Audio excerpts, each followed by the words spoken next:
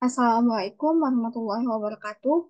Perkenalkan nama saya Junior Rosita dengan NIM 01021282227059 jurusan Ekonomi Pembangunan. Yang terhormat Profesor Dr. Haji Didik Sutio MSI dan Bapak Dr. Abdul Basir SE MSI. Izinkan saya untuk mempresentasikan proposal penelitian saya dengan judul Analisis Pengaruh Program Keluarga Harapan atau PKH dan Bantuan Pangan Non-Tunai atau BPNT terhadap kemiskinan di Kabupaten Ogan Ilir. Saya memilih judul ini itu karena selaras dengan konsen saya saat ini.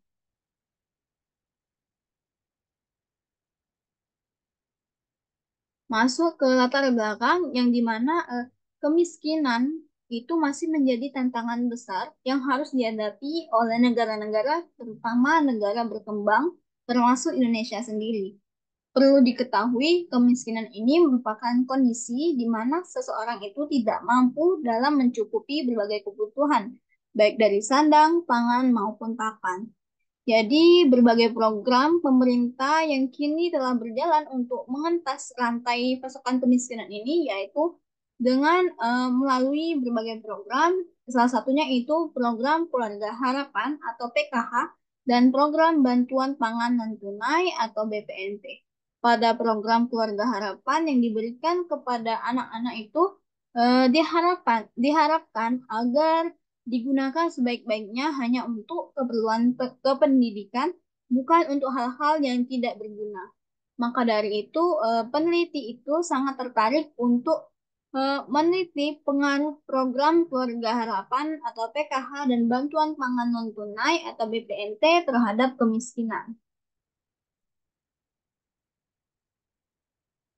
Adapun rumusan masalahnya, yang pastinya peneliti ingin mengetahui bagaimana pengaruh program Keluarga Harapan atau PKH dan bantuan pangan non-tunai atau BPNT terhadap kemiskinan di Kabupaten Ogan Ilir. Tujuan penelitiannya sendiri adalah untuk mengetahui pengaruh dari program Keluarga Harapan atau PKH dan bantuan pangan non-tunai BPNT terhadap kemiskinan di Ogan Ilir. Adapun landasan teorinya yaitu berdasarkan teori yang dikemukakan oleh Nurkse, menggambarkan dalam teori lingkaran kemiskinan itu bahwa keterbelakangan, ketidaksempurnaan pasar, kurangnya modal dapat mengakibatkan rendahnya produktivitas manusia.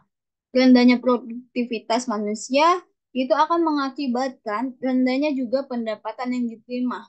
Karena pendapatan yang diterima itu rendah, maka dapat berpengaruh ke rendahnya juga tabungan dan investasi. Kemudian pada penelitian terdahulu, yaitu yang pertama itu penelitian yang dilakukan oleh Arlen Sasmita 2022 mengenai pengaruh program Keluarga Harapan atau PKH dan bantuan pangan non-tunai atau BPNT terhadap kemiskinan di Kelurahan Parit, Rantang, Kota Payakumbuh. Maaf, maksud saya Kota Payakumbuh. Di dalam penelitiannya tersebut memiliki hasil bahwasannya program Keluarga Harapan itu sangat berpengaruh positif terhadap kemiskinan dan signifikan secara statistik, dan begitu juga dengan bantuan pangan non-tunai berpengaruh positif dan signifikan terhadap kemiskinan. Berbanding terbalik dengan penelitian yang dilakukan oleh Khotim Fadli dan Laila Rohmatun Nazilah pada tahun 2023 mengenai pengaruh bantuan sosial BPNT dan PKH terhadap efektivitas penanggulangan kemiskinan, yang dimana hasil penelitiannya itu menunjukkan bahwa BPNT memiliki pengaruh negatif, tetapi PKH memberikan pengaruh positif terhadap kemiskinan.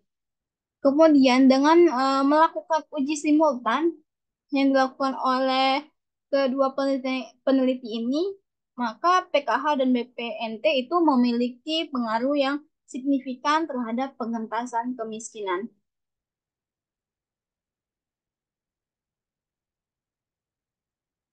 Kemudian masuk ke metode penelitian.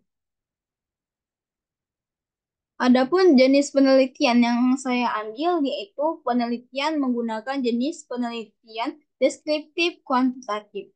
Penelitian ini dilakukan dengan tujuan agar mendeskripsikan atau menggambarkan fakta-fakta mengenai populasi sistematis dan akurat. Metode ini berkaitan dengan penjabaran angka-angka statistik. Kemudian untuk jenis datanya yang saya ambil yaitu jenis data yang digunakan oleh peneliti yaitu data sekunder dan data primer. Data primer adalah data yang diperoleh dan berkaitan langsung dengan penelitian. Pengumpulan data yang digunakan yaitu seperti kuesioner, wawancara, observasi, dan juga sedangkan untuk sumber data sekunder itu dilakukan dengan adanya melalui dokumentasi. Dalam penelitian ini, dokumentasi ini berupa fakta-fakta yang ada di lapangan. Untuk model analisis yang digunakan yaitu model analisis regresi linier berganda, yang dimana model analisis ini digunakan apabila penulis itu meramalkan bagaimana naik turunnya keadaan variabel dependen apabila dua atau lebih variabel independen sebagai faktor prediktor dinaik turunkan nilainya. Sekian pemaparan proposal penelitian dari saya. Atas perhatiannya terima kasih. Wassalamualaikum warahmatullahi wabarakatuh.